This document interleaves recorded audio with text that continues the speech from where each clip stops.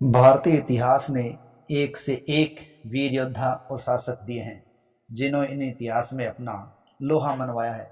लेकिन इतिहास में एक ऐसा भी शासक हुआ है जो एक भयंकर योद्धा साबित हुआ है, लेकिन एक युद्ध ने उसके ना केवल पूरे जीवन को बदल दिया बल्कि पूरे भारत के इतिहास को बदल दिया। तो ऐसे ही एक योद्धा की कहानी आज हम आपको सुनाते हैं। Famous stories of the world में आपका स्वागत है।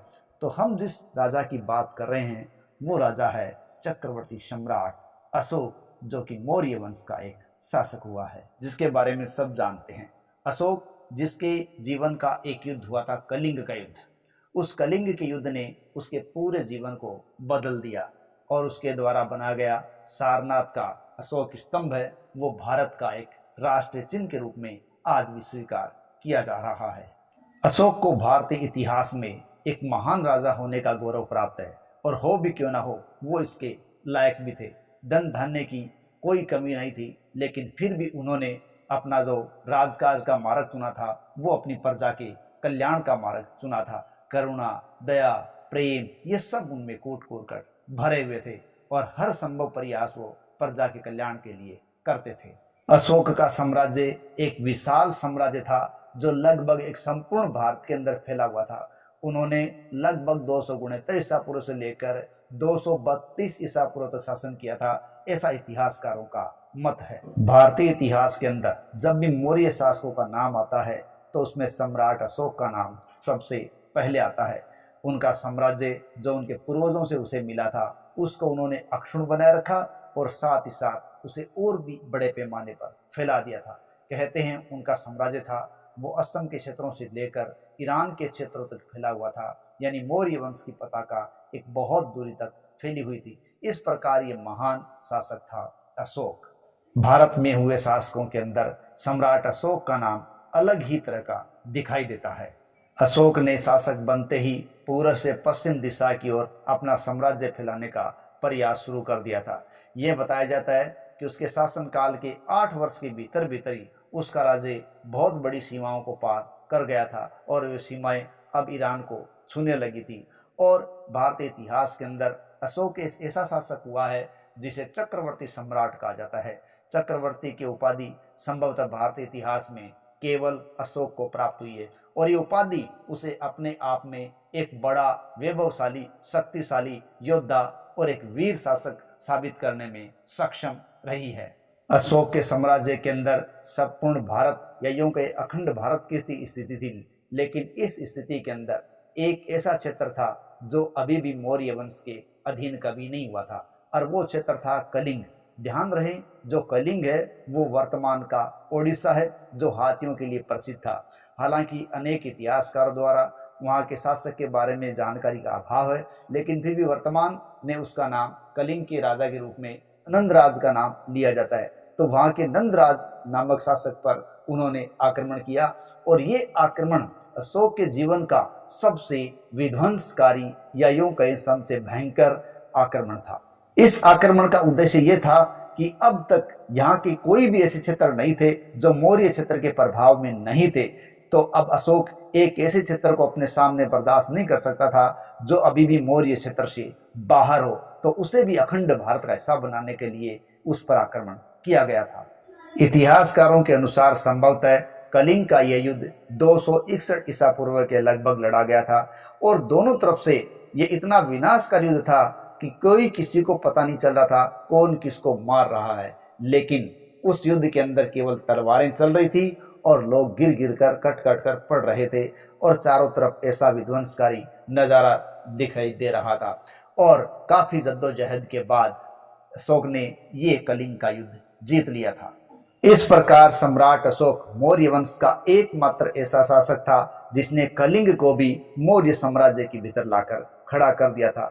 लेकिन यह युद्ध एक बड़ा ही विनाशकारी युद्ध साबित हुआ। इतिहासकारों की माने तो लगभग कलिंग युद्ध में 1 लाख लोग मारे गए थे, और 1.5 लाख से अधिक लोग हैं वो इस युद्ध के अंदर घायल हुए थे। इस प्रकार युद्ध बहुत ही विनाशकारी और विभत्स युद्ध था। युद्ध की समाप्ति के पश्चात जब युद्ध क्षेत्र के मैदान को सम्राट अशोक देख रहे थे तो उन्हें दूर खड़ा एक बौद्ध भिक्षु दिखाई दिया।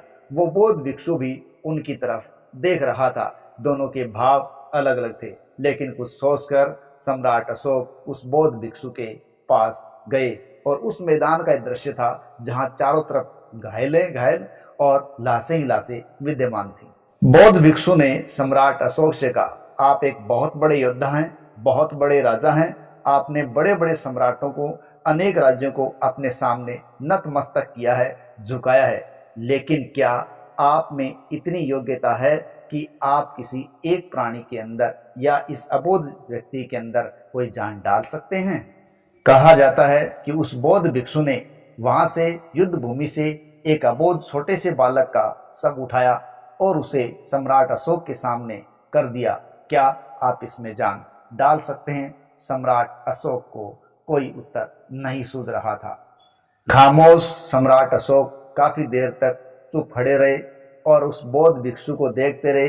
कोई भी जवाब देते उनसे नहीं बन रहा था, लेकिन आखिरकार उनके भीतर द्वंद्व शुरू हो गया और उनका मन ग्लानि से भर गया और कुछ देर बाद कहते हैं उनकी आंख से आंसू टपक पड़ा था और एक अलग ही उनका शरीर या यूं कहे उनका मन बदल चुका था।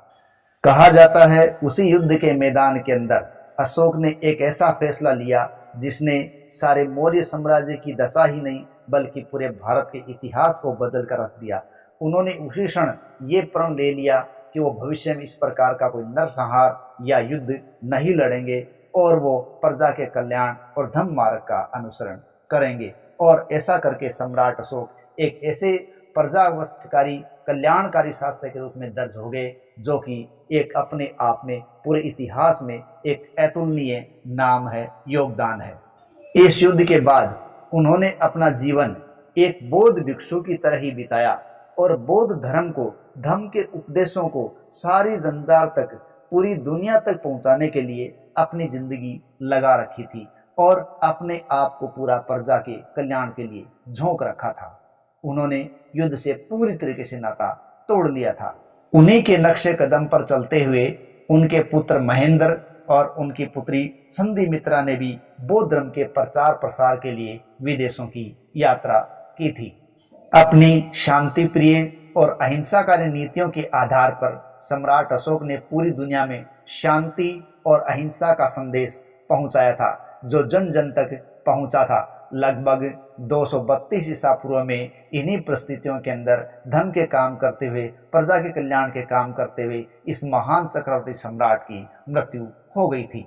ऐतिहासिक साक्ष्यों से पता चलता है कि सम्राट अशोक के मरने के लगभग 50 सालों के भीतर ही उनका मौर्य साम्राज्य भी छिन्न भिन्न हो गया, उस साम्राज्य का पतन हो गया। जब तक सम्राट अशोक जैसा सशक्त शासनी या यूं के प्रजावत्सकारी कल्याणकारी शासक इस समय मौजूद था, मौर्य साम्राज्य की पताका फैल रही थी। लेकिन उनके जाने के बाद ही उनके पीछे ऐसे शासक नहीं हो पाए, उनके उत्तराधिकारी साम्राज्य को नहीं संभाल पाए और मौर्य साम्राज्य पतन के ग्रास में समा गया। लेकिन इतिहास में एक ऐसा सम्राट, चक्रवर्ती सम्राट, जिसने युद्ध के अलावा प्रजा के कल्याण के रूप में भी अपने आप को विश्व इतिहास के अंदर दर्ज करा दिया और महान होने का गौरव प्राप्त कर लिया, ये था सम्राट अशोक, जिसे एक युद्ध ने पूरी तरीके से बदल दिया था।